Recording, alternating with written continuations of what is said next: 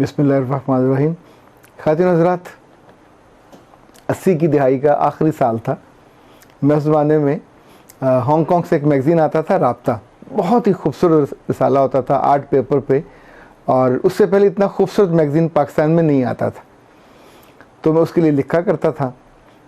मुझे एक असाइनमेंट मिली कि उस ज़माने में टीवी के मशहूर अदाकार थे जमील फ़खरी, जो इंस्पेक्टर जाफ़र हुसैन का किरदार अदा करते थे। अंधेरा उजाला एक ड्रामा होता था यूनुस जावेद साहब का, कि उनका इंटरव्यू करें या उन पर राइट अप भेजें। तो आसान ये था कि मैं अपने टेबल पे बैठता और बैठ के एक राइट अप लिख के उनको भेज देता। पर मैंने उनका घर ढूंढा, यहाँ मीनार पाकिस्तान के बिल्कुल साथ एक गली में उनका घर था। तो मैं उनसे टाइम तय करके उनके यहाँ पहुँचा। उस ज़माने में वो नेशनल बैंक में जॉब करते थे। अब अदाकार से आप अदाकारी की बातें करते हैं और उसके ड्रामों की, लेकिन जब उनसे मेरी मुलाकात हुई तो मुझे वो बिल्कुल मुख्तलिफ आदमी लगे।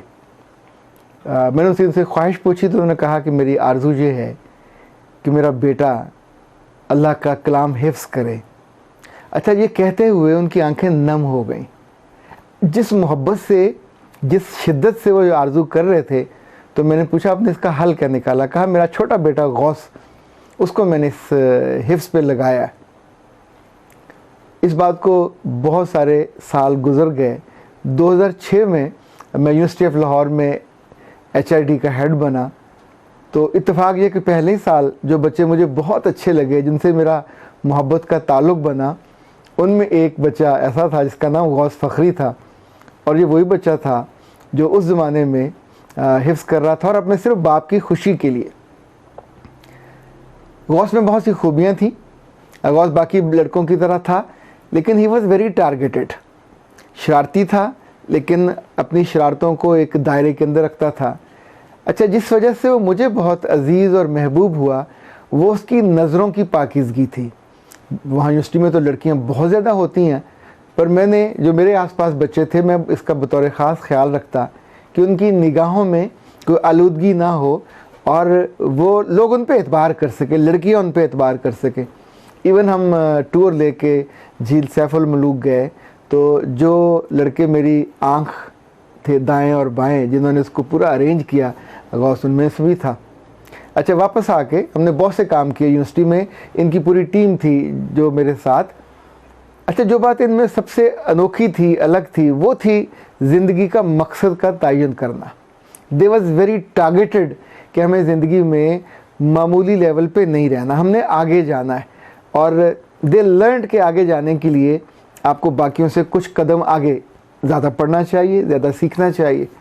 जब ये यूनिवर्सिटी ऑफ लाहौर से फ़ारुग हुआ, इसने BS कर लिया, तो बाकी लोग तो जॉब में चले गए, ये लम्स में चला गया। वहाँ से जाके इसने MS किया, और फिर इसने अपनी स्किल्स को मज़ीद इम्प्रूव किया, और पाकिस्तान के एक बहुत बड़े अदारे में इसने जॉब की। अभी माशाल्लाह इतने सालों के बाद वो मोबिलिंक में उनका फिनंशियल एडवाइज़र है।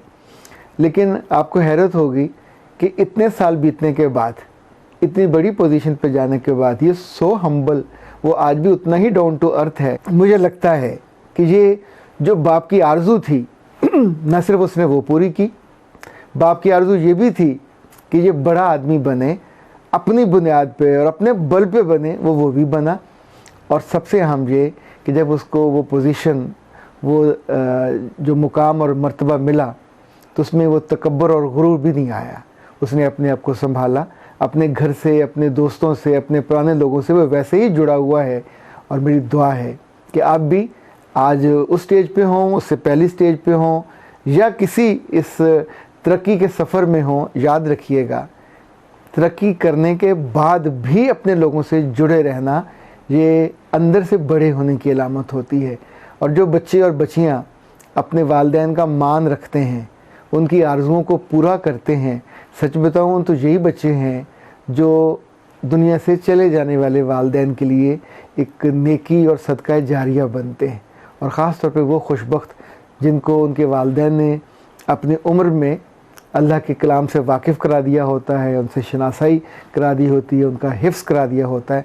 अगर उनके अमाल भी अच्छे हो जाएं, अगर उनकी ज़िंदगी कुरान पाक से जुड़ जाए, और उतने ही वो खूबसूरत और खुशनुमा और दीदा ज़ेब और काबिल फ़ख्र बन जाएं कि वालिदैन को वहाँ अपने अल्लाह के यहाँ जाके भी उनकी तरफ से खैर की ठंडी हवा मिलती रहे, तो अब सोचें कि इससे खुशबख्ती क्या हो सकती है।